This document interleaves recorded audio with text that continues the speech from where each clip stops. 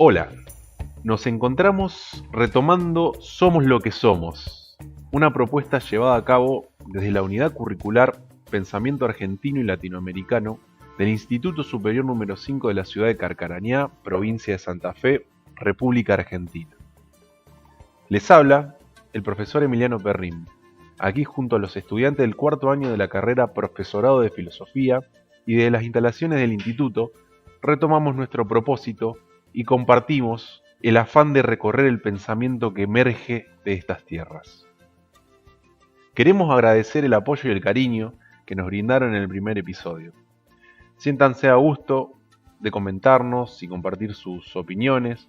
También nos ayudan al suscribirse y brindarnos su like, ya que de esa forma podemos reconocer que vamos por el buen camino. En este segundo episodio profundizaremos en relación al siguiente interrogante. ¿Cómo determinar un método para la investigación sobre el pensamiento latinoamericano?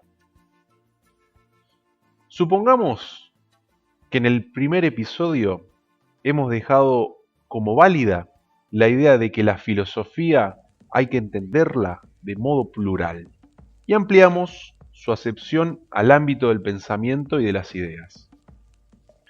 Como así también aceptamos la legitimidad y la existencia del pensamiento filosófico latinoamericano, y no simplemente del pensamiento filosófico en Latinoamérica. Eso nos llevaría a tener que enfrentar el problema del método de investigación de dicho pensamiento. Y cuando hablamos de método, nos referimos al conjunto de cuestiones que se nos presentan a la hora de realizar la amplia tarea de recoger los datos pertinentes que conformarán al principio la historia del pensamiento latinoamericano. Aunque sabemos que en muchos casos se han trazado historias generales o parciales sin apenas detenerse en planteamientos previos metodológicos, en la actualidad estos problemas constituyen una verdadera preocupación en relación a nuestro objetivo. Y esto no podría ser de otro modo, ya que de todo proyecto de historizar una época o una cultura a lo largo de su historia conocida, termina siendo el fruto de un enfoque determinado que discrimina y organiza los datos en función de un horizonte o punto de vista previo. Todo proyecto histórico es deudor de tal perspectiva.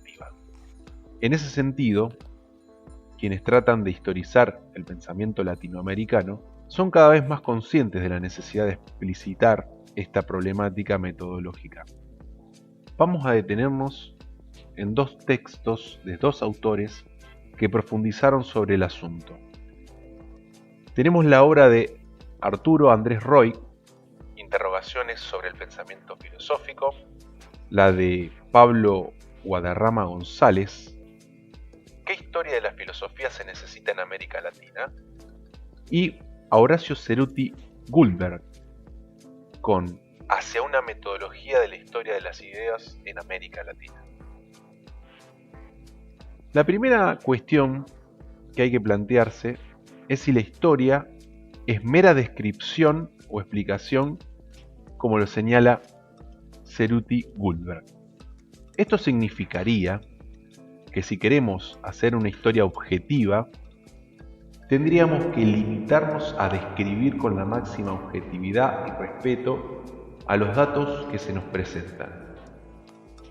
Sin embargo, es evidente que todo intento de construir una historia de una cultura o de una época implica trabajar ordenadamente unos datos, discriminando unos en favor de otros, dando más importancia a unos por sobre los otros, y ordenándolos todos en función de un proyecto previo que hay que justificar. Por lo tanto, no es posible escribir una historia del pensamiento o de las ideas filosóficas sin poseer previamente, de modo más o menos consciente, un esquema teórico ordenador.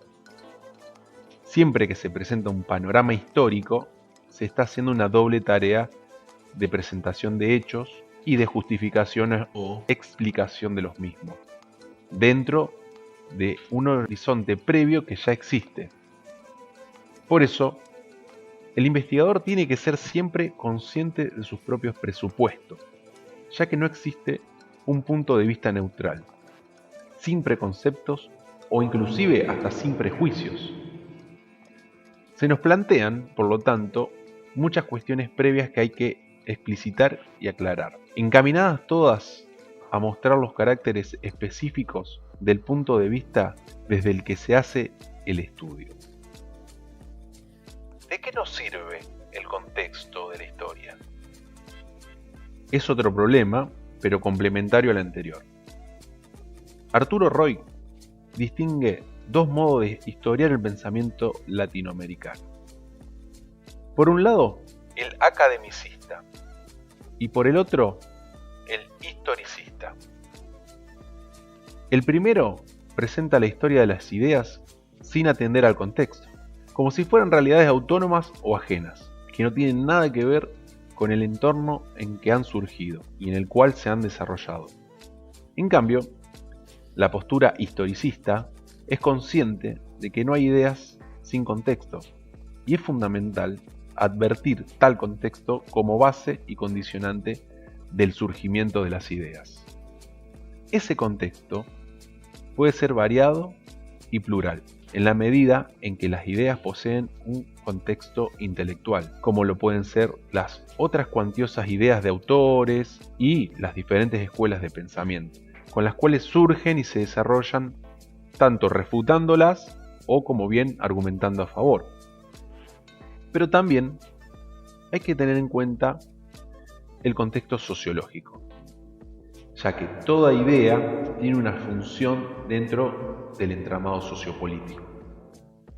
En este sentido, son realmente paradigmáticos los estudios de Leopoldo Sea sobre el positivismo en México y en toda América Latina, o también las reflexiones de los diversos autores de la filosofía de la liberación sobre la función social que la filosofía cumple en el contexto. ¿En qué momento se inicia la filosofía latinoamericana?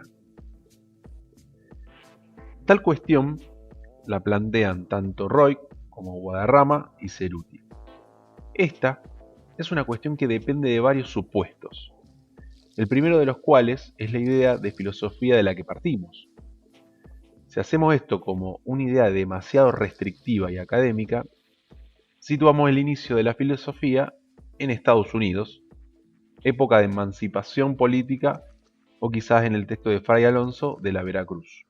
Sin embargo, es necesario recoger ideas de diversas culturas precolombinas e incluso considerar a las propuestas de expertos como Miguel León Portilla, quien habla de la existencia de un pensamiento cuasi filosófico o prefilosófico en el campo de las literaturas de los pueblos nahuas en México, y desde este punto de vista tenemos que situar al origen del pensamiento latinoamericano precisamente en aquellas culturas, de las cuales las más desarrolladas son sin duda dueñas de una determinada idea en el corazón de cada cosmovisión particular, y por lo tanto tienen legitimidad suficiente para ser incluidos en la historia del pensamiento y de las ideas.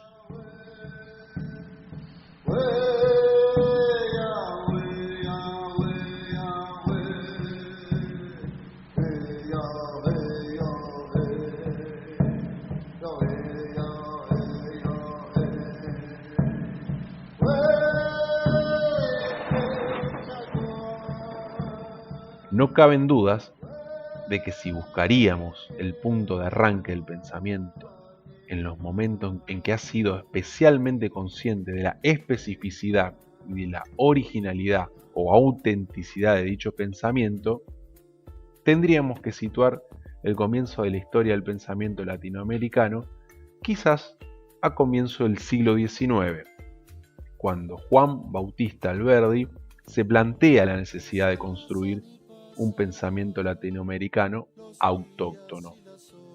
Pero hay otra postura aún más exigente en relación a la filosofía, y que a partir del filósofo Francisco Romero, quien entiende que surgió la filosofía latinoamericana a comienzos del siglo XX, de la mano de la generación fundadora. Esta forma de interpretación rechazaba toda la producción anterior, por ser no filosófica en la medida en que el criterio de verdadera filosofía se establecía a partir de una línea filosófica muy concreta, el personalismo. Como se puede observar, estos criterios tan estrechos no nos resultan útiles debido a la rigidez de estos enfoques. Iremos a lo largo de estos episodios adoptando a nuestra narrativa al propio ámbito del pensamiento o de las ideas, lo que nos permite ampliar el comienzo de nuestro estudio histórico y filosófico a las más significativas culturas precolombinas, que han dejado por escrito la constancia de sus específicas cosmovisiones. ¿Cómo se presentan las periodizaciones de nuestra historia? Este aspecto se constituye también un problema para el caso latinoamericano. Y a la hora de resolverlo, nos hallamos con dos posturas especialmente significativas: la universalista y la indigenista. La primera es un punto de vista que hasta no hace mucho se ha seguido por los historiadores latinoamericanos. Consistía en partir de las grandes periodizaciones históricas utilizadas por los europeos y tratar de meter la historia de Latinoamérica en esos mismos moldes. Pero el problema estaba en que no todos los momentos históricos permitían fácilmente ser moldeados con esas estructuras foráneas, produciéndose distorsiones y deformaciones evidentes. La postura contraria empujaba a establecer las épocas y divisiones históricas específicas de lo latinoamericano, sin tener en cuenta para nada el resto de la historia universal. De este modo, si la primera postura olvidaba la especificidad de lo latinoamericano, la segunda caía en un narcisismo ingenuo y en la actitud de ponerse en el lugar de desconocedor de las enormes influencias que las diversas corrientes del pensamiento filosófico europeo han ejercido en el entorno latinoamericano. Sin duda que el justo medio y la fórmula más adecuada responde a un modelo mixto que recoja la especificidad de lo latinoamericano, pero que no la entienda como una isla al margen de los diversos movimientos internacionales, sino como un universo influido continuamente por el conjunto de las ideas de Occidente. Me gustan los que se callan y me gustan los que cantan. Y de tanto andar conmigo me gusta lo que me pasa. Me pasan cosas como esta, aunque no tenga importancia andar contándole a todos todas las cosas que pasan. Porque uno no vive solo y lo que a uno le pasa le está sucediendo al mundo, única razón y causa. Pues todito es tan perfecto porque perfecto es Dios, que se mueve alguna estrella cuando arranca una flor. Por eso, si hay uno... Así lo entienden tanto Roy como Guadarrama y Ceruti en los trabajos que estamos referenciándonos. Un ejemplo de este modo de entender las cosas es el conjunto de investigaciones de Leopoldo Sea en las etapas del pensamiento hispanoamericano a lo largo del siglo XIX, influidas por el pensamiento positivista, en las que estudia lo específico del positivismo latinoamericano y de cada una de sus nacionalidades, así como el influjo que experimentaron en ellas los principales autores positivistas, primero franceses y luego ingleses. Esto nos aboca a la toma de conciencia de la inevitable entremezcla dialéctica existente entre los enfoques universales, globales y nacionales. Para una correcta construcción de una historia de lo latinoamericano, tenemos que articular la dimensión nacional, que siempre tendrá sus específicas características, con la mirada global al conjunto de Latinoamérica, en la medida en que posee una unidad propia, y la perspectiva universal, que supone el no aislamiento de ninguna cultura a la influencia de las demás, en la medida en que una investigación seria lo esté señalando. ¿Qué clasificaciones por escuelas o corrientes de pensamiento podemos encontrarnos? La forma en que normalmente se organiza una historia de la filosofía en el ámbito occidental europeo es a partir de escuelas o corrientes de pensamiento. Claro está que no siempre se hace de ese modo justicia a la verdad. Ahora bien, como señala Guadarrama, para el caso del pensamiento latinoamericano, resulta muy difícil delimitar con precisión la existencia de escuelas, pues esto no ha sido, como en Europa, lo más común. Afortunadamente, la heterodoxia ha prevalecido en la mayor parte de la más valiosa producción filosófica latinoamericana. Con todo, es evidente que se han dado siempre en Latinoamérica escuelas de pensamiento motivadas, la mayoría de las veces por influencias comunes de pensamientos europeos. Tal es el caso de la presencia, durante la colonia española y portuguesa, de representantes de las diferentes corrientes del pensamiento escolástico, tomismo, escotismo, etc. Y lo mismo, como hemos señalado durante el siglo XIX, el positivismo, en sus diferentes escuelas, como la francesa con Augusto Comte, también la inglesa con Stuart Mill, por mencionar algunos casos. En el siglo XX se advierte claramente la incidencia más o menos acentuada, según momento, autores y nacionalidades, de las grandes escuelas del pensamiento europeas como el marxismo, el historicismo, la fenomenología, el vitalismo, el existencialismo, el personalismo, etc. Es cierto, como no podría ser menos, que el autor y nacionalidad interpretan y hacen suya de un modo muy específico las ideas de las corrientes de pensamiento a las que se adscriben, pero la adscripción a una corriente de pensamiento foránea parece que es un dato casi universalizable.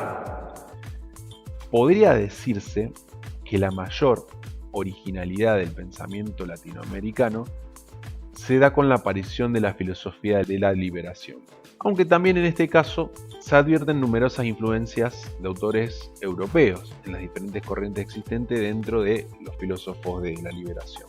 Es el caso de Levinas en Dussel, en Canone y Ardiles, de Marx en la corriente crítica representada por Cerúti y Santo.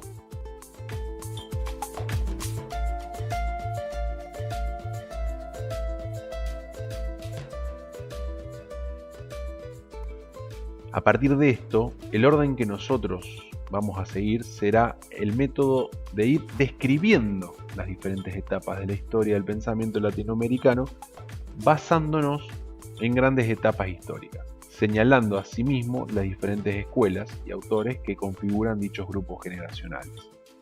Un tema capital que tiene que plantearse dentro de la metodología a seguir en la descripción de esta historia del pensamiento es el sesgo ideológico, que inevitablemente posee todo acercamiento a un acontecimiento humano, pero se trata de un aspecto tan importante y decisivo que lo vamos a tratar a continuación de modo autónomo.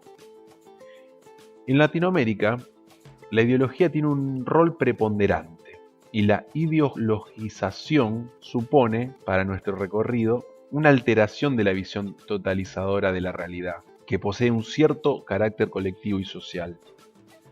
Esta, muchas veces, se da en función de intereses colectivos, que se presentan como válidos para todos y que suelen presentarse con caracteres de universalidad y necesidad, de abstracción, aunque la referencia es siempre a realidades concretas que quedan subsumidas y justificadas en las grandes formulaciones generales.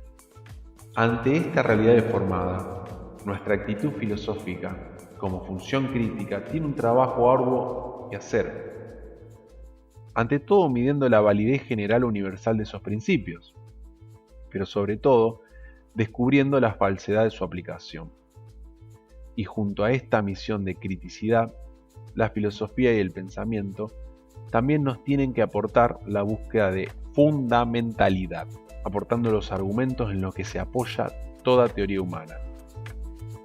En ese sentido, por efecto comparativo, la búsqueda de fundamentalidad que persigue la filosofía realiza una función crítica, en la medida en que así puede descubrirse mejor la desfundamentación de las posiciones ideologizadas.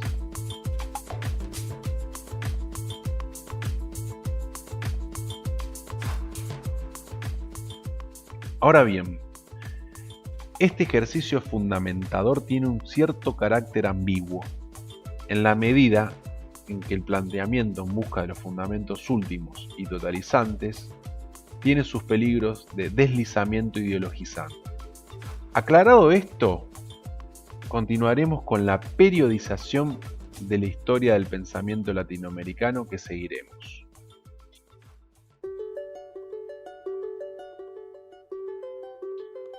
1. La primera época, constituida por la etapa prehispana o precolombina. 2.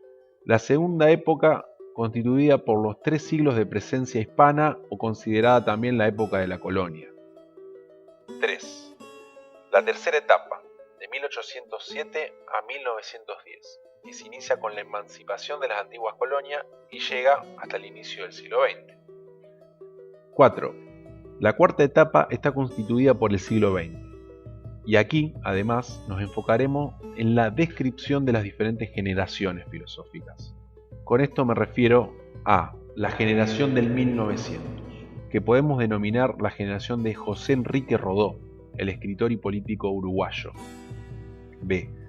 La generación de 1915, con los mexicanos Antonio Caso, José Vasconcelos y el peruano José Carlos Mariátegui. C. La generación de 1927 o de 1939. La confluencia del pensador mexicano Samuel Ramos y los exiliados españoles Francisco Romero, José Gauss y Juan David García Vaca. D. La generación de 1945. La del ya mencionado Leopoldo Sea y Augusto Salazar Bondy. E. La generación del 69, la filosofía de la liberación. F.